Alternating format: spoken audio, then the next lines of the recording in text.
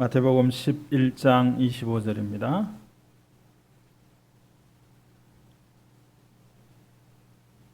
그때에 예수께서 대답하여 이르시되 천지의 주제이신 아버지여, 이것을 지혜롭고 설기 있는 자들에게는 숨기시고 어린아이들에게는 나타내심을 감사하나이다. 옳소이다. 이렇게 된 것이 아버지의 뜻이니이다. 내 아버지께서 모든 것을 내게 주셨으니 아버지 외에는 아들을 아는 자가 없고 아들과 또 아들의 소원대로 계시를 받은 자 외에는 아버지를 아는 자가 없느니라. 수고하고 무거운 짐진 자들아, 다 내게로 오라. 내가 너희를 쉬게 하리라. 나는 마음이 온유하고 겸손하니 나의 멍에를 메고 내게 배우라. 그리하면 너희 마음이 쉼을 얻으리니 이는 내 멍에는 쉽고 내 짐은 가벼움이라 하시니라. 아멘.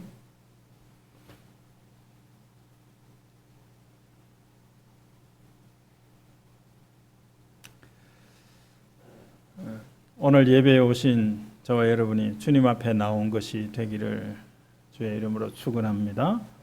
사람 앞에 나온 것이어서는 안 될 줄 압니다. 어떤 모습으로 나오셨습니까? 어떻게 준비하셨습니까? 많은 준비가 필요했다면 사람 앞에 나온 가능성이 많습니다. 임금 앞에 나설 때 어떻게 하라 그럽니까? 의관을 정죄하고 그런 말을 씁니다. 임금 앞에 나서는 것은 사람들이 보는 자리입니다. 많은 사람들이 보는 자리입니다. 이런 자리에 나올 수 없는 사람 앞에 나설 수 없는 때, 그런 때가 언제입니까? 컨디션이 좋지 않을 때, 감기가 걸려서 기침하고 콧물 나고 이럴 때 사람 앞에 나서려고 하지 않습니다. 집에 그냥 있으려고 하죠. 얼굴이 부었거나 또 머리도 감을 수 없는 그런 상황, 옷을 제대로 입을 수 없는 그런 상황이 될 때 사람들은 외출하지 않습니다. 그러나 하나님 앞에 나올 때는 다른 이유 때문에 나오지 못하는 겁니다. 사람 앞에 나오지 못하는 것과 다른 이유입니다. 그 이유라면 믿음이 없기 때문입니다. 믿음이 없는 이유 외에는 하나님 앞에 못 나올 이유가 없습니다. 우리는 사람 앞에나 하나님 앞에 최고의 모습으로 나오고 싶어 합니다. 잘못된 생각은 아닙니다. 그러나 우리가 늘 최고의 모습을 유지하는 것은 어렵습니다. 그것보다 못한 때도 있고요. 최악의 경우도 있습니다. 하나님은 우리로 최고의 모습으로만 나오려고 하지 말고 최악의 모습일 때도 나오라고 말씀하십니다. 우리가 잘 아는 이 마태복음 11장 28절, 이 앞에 있는 말씀은 28절을 누가 말씀하셨는지 알려주십니다. 27절, 26절에 보면 하나님과 예수님을 아는 자가 하나님께 나온다 그랬습니다. 믿음이 있는 사람이 나오는 거죠. 우리가 마태복음 11장 28절 잘 아는 말씀이지만 우리가 다시 한번 읽어보면 좋겠습니다. 우리 같이 한번 읽어볼까요? 수고하고 무거운 짐진 자들아, 다 내게로 오라. 내가 너희를 쉬게 하리라. 어떤 성경 구절은 짧지만 읽어도 머리에 싹 들어오지 않는 구절이 있지만 이 구절은 길지 않기도 하지만 머리에 쏙 들어오는 그런 구조로 되어 있지 않습니까? 수고하고 무거운 짐진 자들아, 다 내게로 오라. 내가 너희를 쉬게 하리라. 세 문장이죠. 짧은 세 문장으로 이루어진 문장입니다. 발달 과정을 따라서 학습하는 데 있어서 아동들은 그 암송하는 것, 외우게 하는 것을 중점으로 한다고 그럽니다. 그들에게 무엇을 이해시키려고 하고 적용시키려고 하고 이렇게 하기보다 외우게 하는데 그것이 나중에 다 밑거름이 돼서 그 말씀을 생각하게 되고, 또 성경도 마찬가지입니다. 성경도 훈련하고 배우게 될 때 아동들은 암송하는 것을 주로 하게 한다는 거죠. 그렇다고 어른들이 암송하지 말라는 게 아니죠. 우리 발달 과정을 따라서 해왔던 일들을 다시 계속해서 반복해서 하는 거예요. 우리도 제일 기본적으로 하는 것은 이 성경을 암송하는 일들을 해야 하는데, 어려운 것들을 외우려고 하는 것은 쉽지가 않잖아요. 이런 말씀 정도라도 우리가 두세 번만 읽으면 기억할 수 있는 그런 말씀 아닙니까? 우리가 이런 말씀들은 꼭 마음에 담아둘 수 있기를 바라고, 또 이 말씀을 풀어서 설교하는 내용들이 이 말씀을 기억할 때 함께 고구마 줄기를 당기면 따라오는 것처럼 다 따라오게 될 겁니다. 그래서 우리가 해야 될 일은 말씀을 암송하는 일, 이 참 중요한 일이 아닐 수가 없습니다. 다시 한번 이 말씀을 읽든지 또 암송하신 대로 암송을 하시든지 같이 해봅니다. 수고하고 무거운 짐진 자들아 다 내게로 오라. 내가 너희를 쉬게 하리라. 오늘 이 말씀의 의미가 무엇인지 함께 듣고자 합니다. 여기에 수고한다는 말이 있어요. 수고한다는 것은 무슨 의미일까요? 우리의 일을 우리 모두가 다 하지는 않습니다. 우리 중에 한두 사람이 우리의 일을 하는 거예요. 작게는 가정에서 생각해 보십시다. 가족들이 서너 명 된다면 가족을 위해서 모든 사람이 일하지 않잖아요. 아니, 가족을 위해서 하는 어떤 일을 모든 사람이 하지는 않는다는 거예요. 한두 사람이 우리를 위해서 일을 합니다. 이 일은 A라는 사람이 하고 저 일은 B라는 사람이 하고 그렇게 하지 않습니까? 그리고 그 한두 사람이 한 일을 우리가 한 일로 인정을 받습니다. 교회로 확대시키면 내가 한 어떤 일이 교회가 한 일로 사람들이 생각한다는 거예요. 지난 13일에 용인 서울 고속도로에서 화재 사건이 있었다고 합니다. 어떤 노화된 차가 가는데 뒷따르던 차가 저 차가 좀 이상하다 생각이 들어서 다른 차들은 피해 가는데 차에 문제가 생기면 비정상적으로 보이기 때문에 사람들이 피해 가고, 근데 그 차가 뒷바퀴에 이제 화재가 일어났어요. 차를 세울 수가 없어서 계속 가다가 가까스로 세웠는데 차가 한 대가 따라오더래요.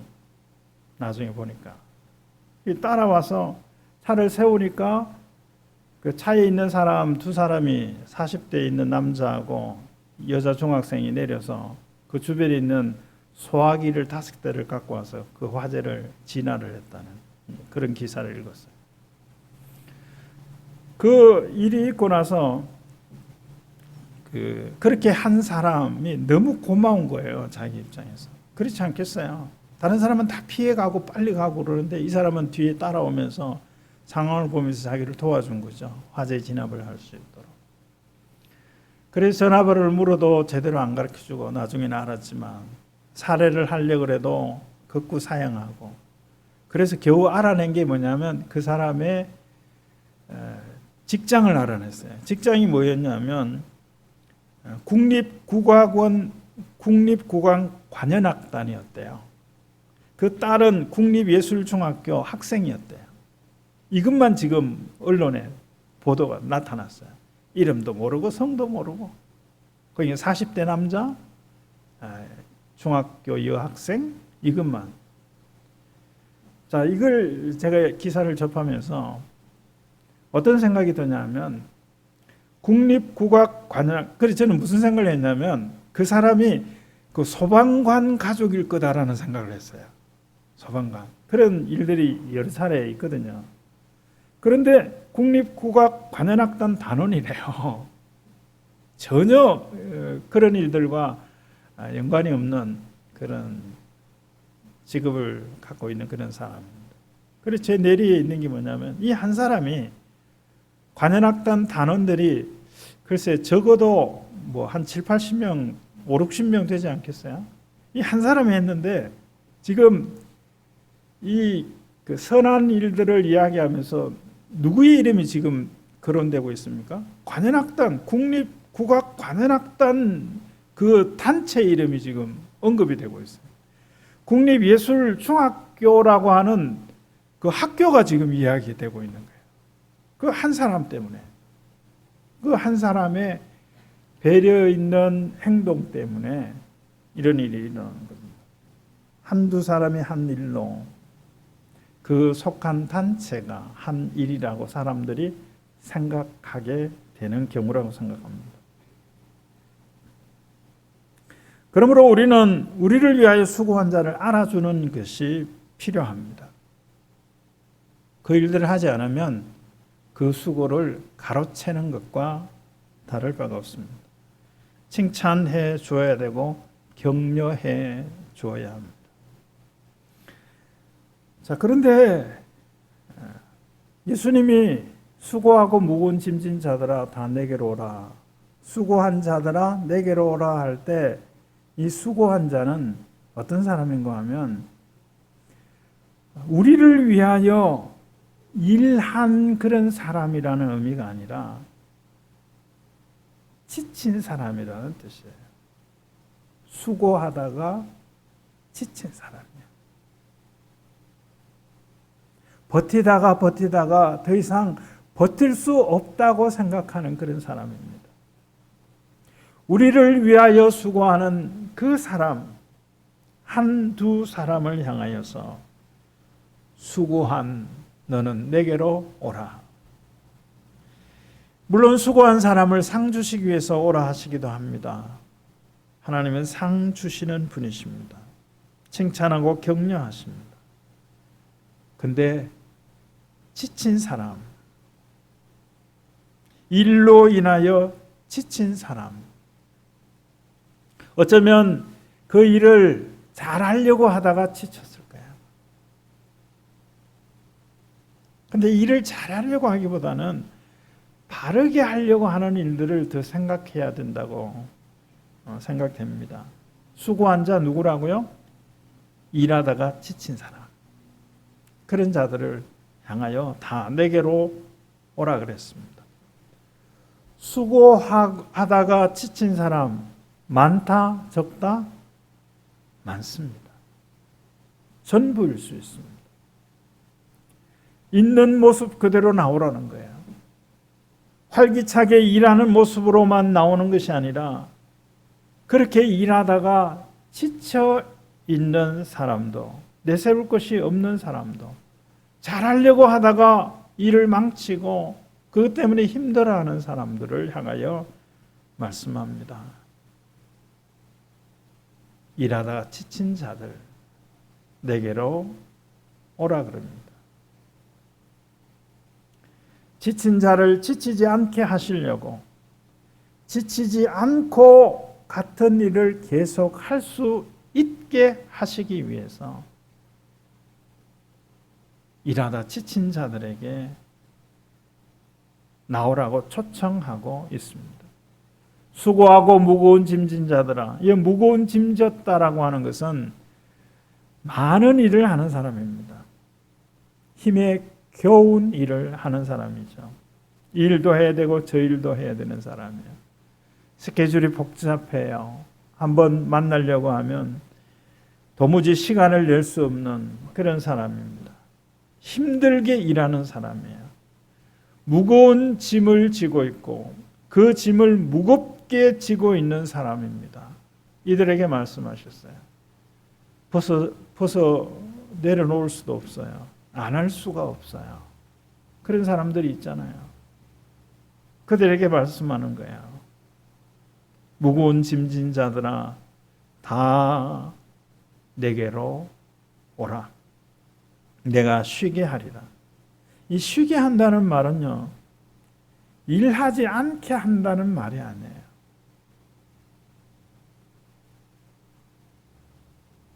일하는 것을 어떻게 생각하세요?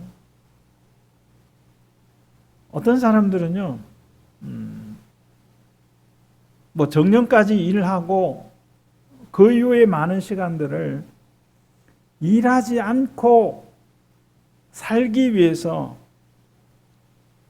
뭐 생활비를 확보해 놓고 그렇게 생활하는 사람도 있어요. 돈을 벌기 위해서 일하다가 어느 때가 되면 그걸 쓰기 위해서 움직이려고 하는 그런 사람도 있어요. 물론 뭐 여행 다니고 이런 일을 위해서라기보다 돈을 벌기 위해서 일하는 게 아니라 그 돈을 쓰기 위해서 일하는 그런 삶을 계획하는 사람들도 있죠. 쉬게 한다는 것은 일하지 않게 한다는 게 아니라 일은 그 자체가 벌이 아닙니다. 저주가 아니에요. 선악과를 따먹은 하와에게 내린 벌은 수고하고 자식을 낳을 것이다 그랬어요. 또 창세기 37장에 보면 3장 17절에 보면 선악과를 아내에게 받아서 먹은 아담은 수고해야 그 소산을 먹고 얼굴에 땀을 흘려야 먹을 것이다 그랬어요. 그래서 우리는 일을 벌이라고 생각하는 그런 경향이 있어요. 아닙니다. 그 이전에 창세기 1장 26절에 우리가 우리의 모양대로 사람을 만들고 우리가 만든 모든 것을 다스리게 하자. 다스리는 게 뭡니까? 그게 일입니다. 생육하고 번성하고 땅을 정복하는 건 뭡니까? 일이에요. 하나님께서도 창조하시는 일을 하셨어요. 일 자체가 벌이 아니에요. 일 자체가 저주가 아니에요.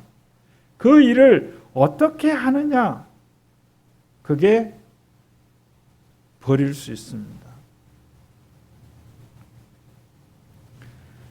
자, 이 말씀을 하신 예수님은 29절에 보면 당신을 이렇게 소개합니다. 나는 마음이 온유하고 겸손하니 그랬어요.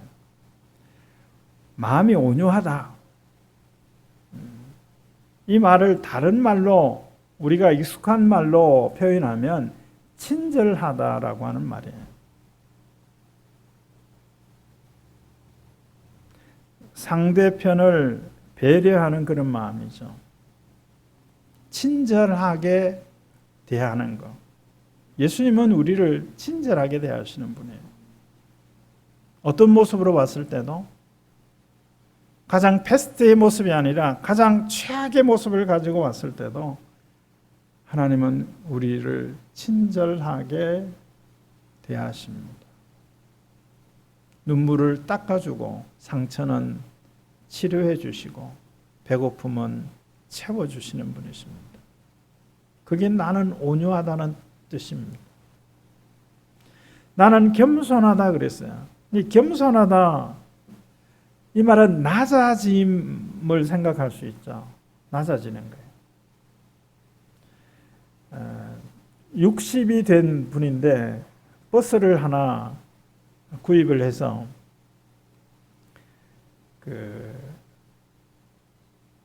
안에 구조를 바꿨어요. 이제 합법적으로 구조를 바꿔서 그 버스를 타고 반려견하고 돌아다니는 이제 그런 게 다큐로 방송되는 것을 봤습니다. 이성열 씨라는 분이 나이가 60이 돼서 혼자 반려견을 버스에 태우고 버스는 거의 그 빨간색으로 이렇게 칠해서 빨간 버스 그래서 그 버스를 타고 이렇게 다니는 그 모습을 봤는데 그러면서 이제 그 전남 보성 그 녹차밭 있는 곳에 이 반려견을 데리고 산책을 하면서 카메라로 사진을 찍는 거예요. 그 광경을, 주변을. 그런데 어떻게 찍냐면 이렇게 찍더라고요. 앉아서 찍는 거예요. 이렇게 앉아서 걸어가는 그런 모습으로. 그러면 찍어요. 그리고 왜 그렇게 하냐 그랬더니 이 반려견의 눈높이에 맞춰서 지금 찍고 있다는 거예요. 그렇게 찍었더니 내가 서서 걸어갈 때 보지 못했던 것을 볼 수 있었다고 이야기하는 거예요. 그 이야기하는데 마음에 좀 와닿더라고요. 겸손하다라고 하는 의미는 오늘 이 단어의 뜻에도 무슨 뜻이 있냐면 조심성이 있다는 뜻이 있어요. 낮은 상태에서 보면 더 많이 볼 수 있어요. 시야가 넓어진다는 거예요. 시야가 이렇게도 넓어지는 거죠. 나는 겸손하다라고 하는 것은 이 내가 있는 위치와 내 주변 상황을 정확하게 파악하는 거예요. 남들이 보지 못하는 것을 보는 거죠. 더 많은 정보. 지금 시대는 정보와 지식을 융합한 4차 산업 시대 아닙니까? 낮아지면 더 많은 것을 볼 수 있다는 거예요. 그러니까 위험 요소를 피해갈 수 있는 것이죠. 그러면서 이렇게 말씀합니다. 나의 멍에를 메고 배워라. 그래서 이 나의 멍에라고 하는 말은 나의 일이라는 의미로 쓰여지기도 했지만 멍에라고 하는 거, 멍에 아시죠? 보통 소에다가 멍에를 메워서 그 끈을 묶어 갖고 소를 조정하기 위해서 그렇게 쓰죠. 근데 짐승 2마리를 한 멍에에 매게 하는 그런 경우가 있습니다. 가까워진다는 거예요. 멍에를 함께 맨다는 것은 가까워지는 거예요. 지금 이렇게 한 6, 70cm, 1m 이렇게 떨어져 앉으시는 거하고 바로 옆자리에 앉는 거하고 옆자리에 앉아서 더 밀착해서 앉는 거하고 얼굴을 갖다 대서 앉는 거하고 또 손이라도 잡고 앉는 거하고 다르지 않습니까? 옆에 있는 사람에 대한 정보를 숨소리를 통해서 체온을 통해서 더 많이 알 수 있어요. 멍에를 같이 맨다라고 하는 의미는 이런 의미예요. 나의 멍에를 메고 그러니까 예수님과 가까이 하는 거예요. 그리고 이렇게 말씀했습니다. 내게 배우라 그랬어요. 뭐 하지 말라? 가르치지 말라는 거예요. 나의 멍에를 메고 내게 배워라 하는 거예요. 내 방법을 배우라는 거예요. 내가 습득한 그 정보, 그것을 분석해서 내놓은 그런 것들을 배우라는 거예요. 나의 멍에를 메고 내게 배우라.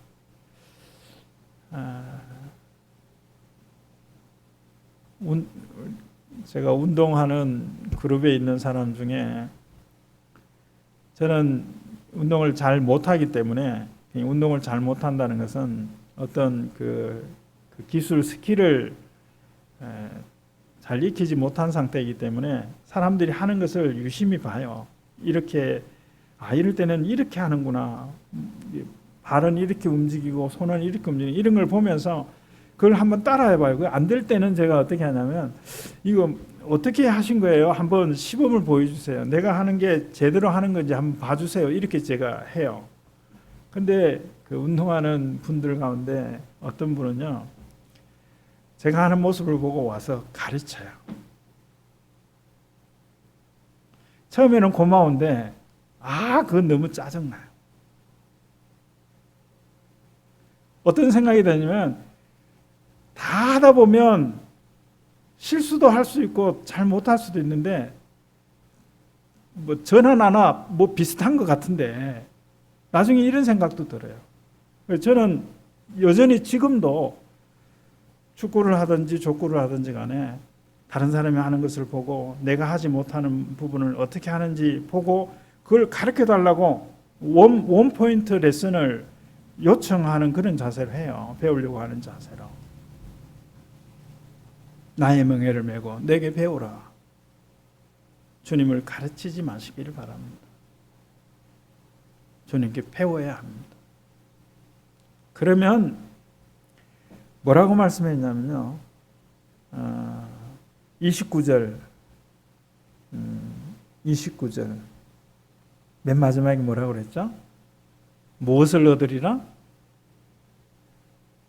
무슨 쉼을 얻으리라?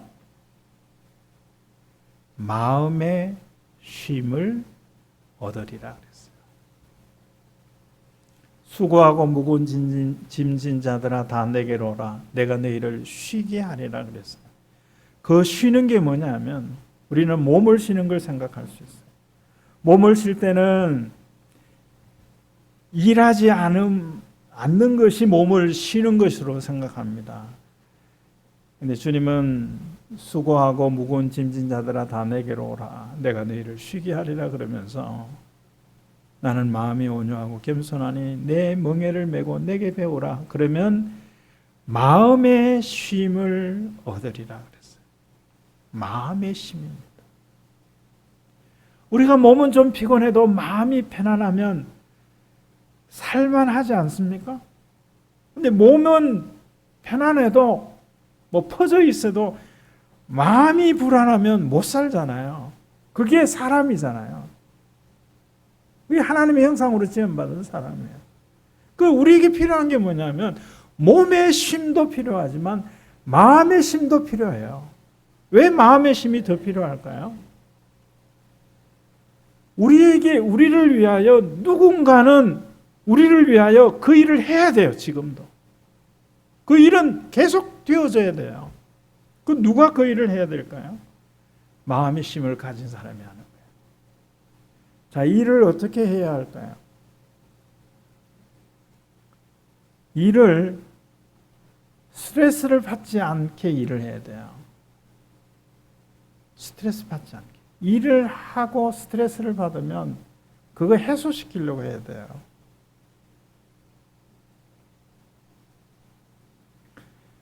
일이 저주가 아니고 일이 벌이 아니다는 말씀을 드렸죠. 스트레스가 쌓이지 않게 하는 일이 우리가 해야 될 일이에요. 일을 하는데 하면 할수록 스트레스가 쌓인다? 물론 몸을 움직이며 몸을 쓰면 몸에 젖산이 쌓이죠. 그걸 이제 일을 하지 않으므로 그걸 좀 배출해내고 이런 일들을 해야 되지만 스트레스가 쌓이지 않게 일하는 겁니다. 일을 위해서 지혜가 필요한 거예요. 일머리를 알아야 된다는 거죠. 일을 하면 일이 줄어야 하잖아요. 일을 하는데도 일이 계속 쌓인다면, 그래서 저는 이런 생각을 최근에 하게 됩니다. 공부하는 학생들, 이제 11월 17일이면 수능고사를 보는데 이제 포럼 50일 정도 남은 그 학생들의 그 마음이 어떤 마음인가 한번 생각을 해보면 참 초조하고 불안하고 그러죠. 그러니까 잠시도 쉬지 않고 계속 공부하는 거예요. 잠도 줄여가면서 공부합니다. 먹지도 않고 공부하고 그래요.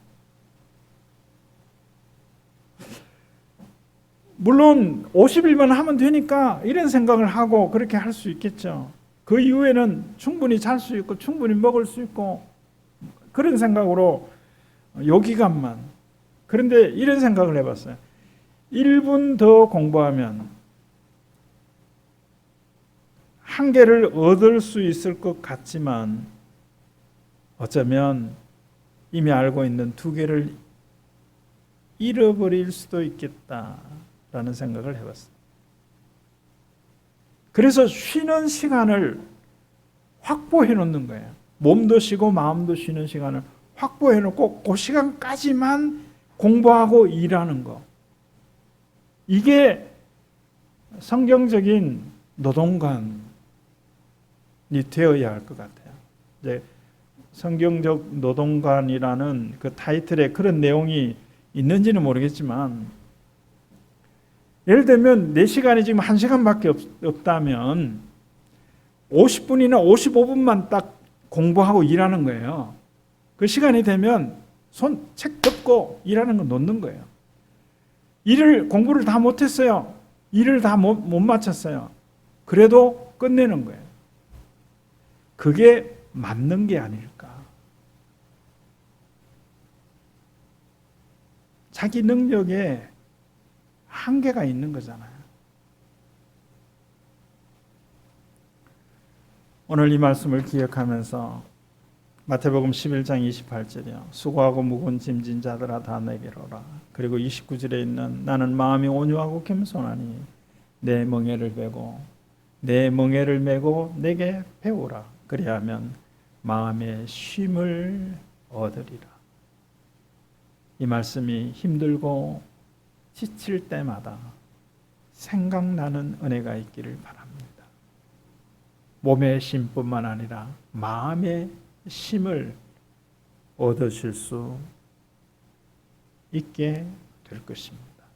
지친 모습 그대로 피하거나 숨지 말고 주님 앞에 나오실 수 있다고 하면 마음의 쉼을 얻을 수 있습니다. 기도하겠습니다. 하나님, 우리가 사람들 앞에 나가기 위해서는 이런저런 모습으로 꾸며야 하지만 하나님 앞에는 우리의 있는 모습 그대로 나올 수 있는 것은 하나님이 우리를 처음부터 끝까지 다 아시기 때문입니다. 수고하고 무거운 짐진 자로 주 앞에 나와서 몸의 쉼뿐만 아니라 마음의 쉼도 경험하는 저희들이 되게 하옵소서.